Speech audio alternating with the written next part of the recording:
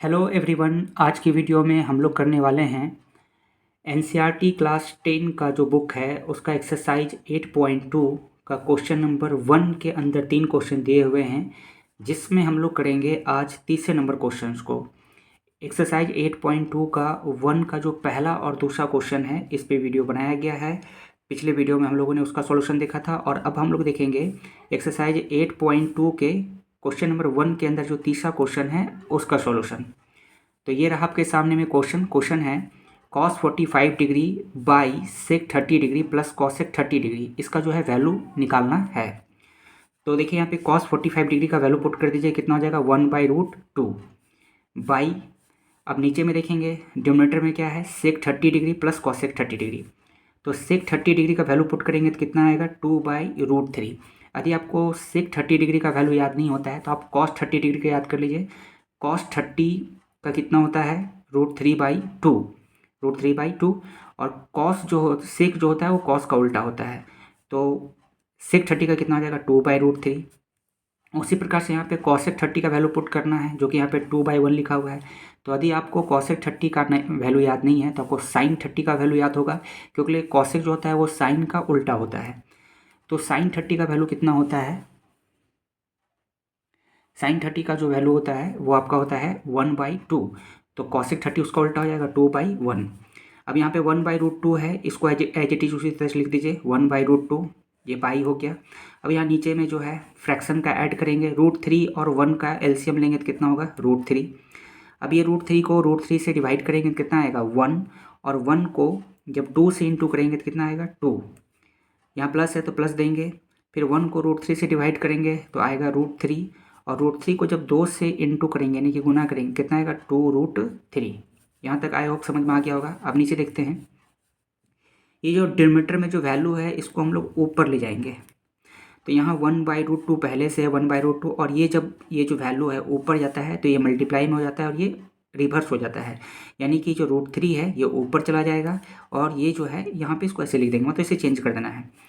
अब यहाँ पर साफ देख सकते हैं हम लोग, इसमें जो है सामने सामने गुना करना है आपको। √3 को 1 से गुना करेंगे तो कितना आएगा √3, और अब ये √2 को जो है इस पूरे से गुना करना है, इसलिए यहाँ पर जो है मैंने ब्रैकेट दिया हूँ। हम लोग जब अगर यहाँ पे आप सोच रहे होंगे कि यहाँ पे जब √2 को इससे गुना करना है तो यहाँ पे गुना का साइन क्यों नहीं दे रहे हैं, ऐसे इसलिए क्योंकि यदि हम यहाँ पे मल्टीप्लाई का साइन देंगे तो ये √2 सिर्फ 2 से गुना होगा, बल्कि हमें ये पूरे से गुना करना है। तो इस वजह से हम लोग यहाँ पे क्या देते हैं, ब्रैकेट देते हैं। इसका मतलब ये √2 जो है ये सभी से गुना हो रहा है। तो ये √3 फिर यहाँ पर इसी प्रकार से लिख देंगे, और जब इसको हम लोग जब इससे इंटू करेंगे तो क्या आएगा देखते हैं।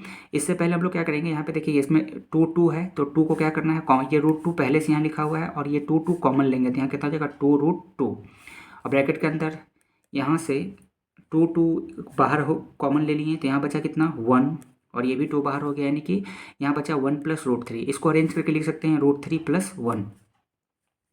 अब हम लोग इसका जो है √3 + 1 का जो है इसका रेशनलाइज करेंगे।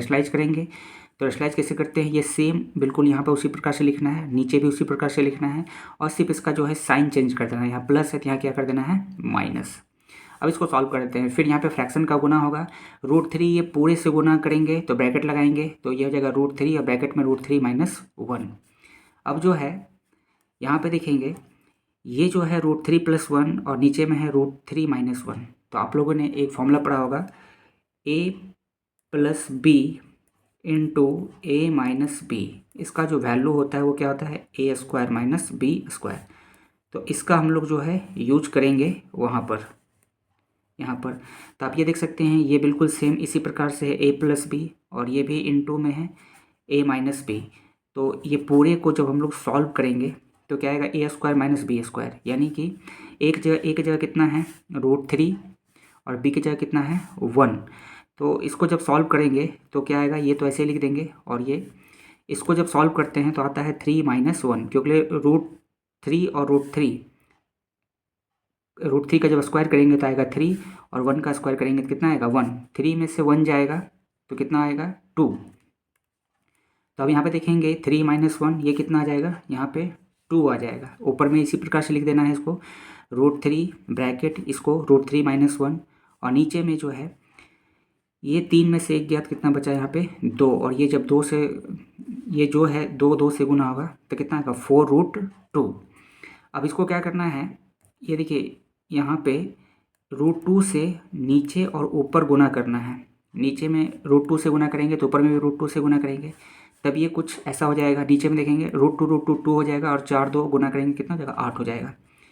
अब ऊपर में कर लेते हैं, यहाँ पे ये √3 जब √3 से गुना होगा तो कितना आएगा 3, और फिर ये √2 से गुना होगा तो कितना हो जाएगा 3√2, और √3 जब 1 से गुना होगा तो आ जाएगा √3, लेकिन फिर √2 से भी गुना होगा तो कितना हो जाएगा √6, तो इसका आंसर हो जाएगा 3√2 माइनस √6/8।